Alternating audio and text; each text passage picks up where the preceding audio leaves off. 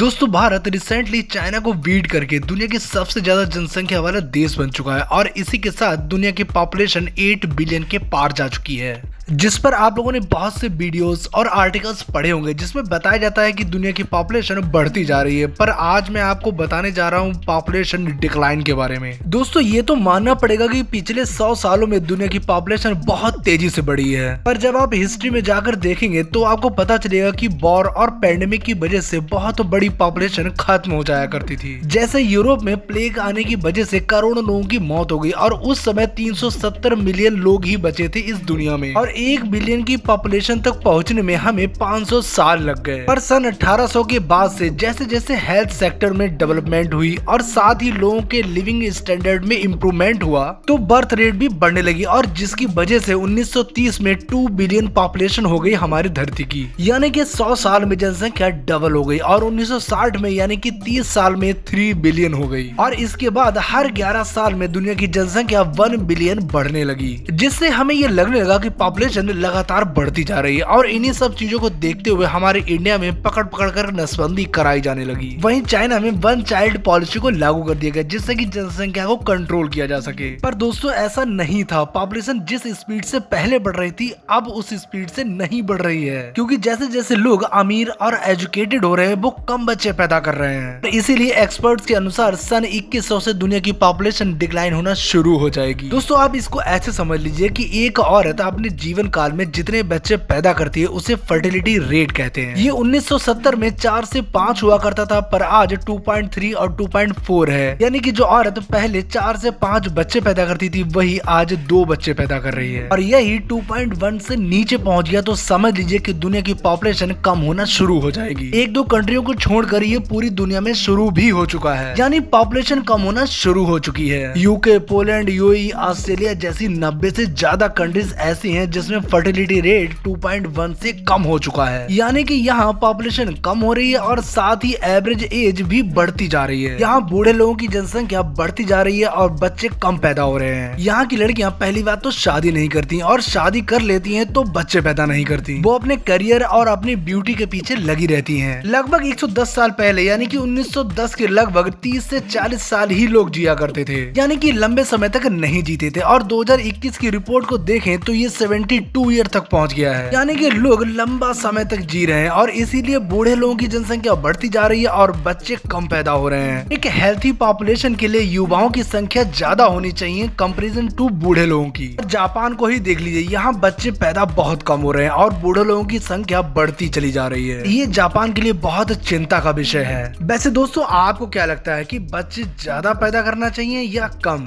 Comment करके जरूर बताएं।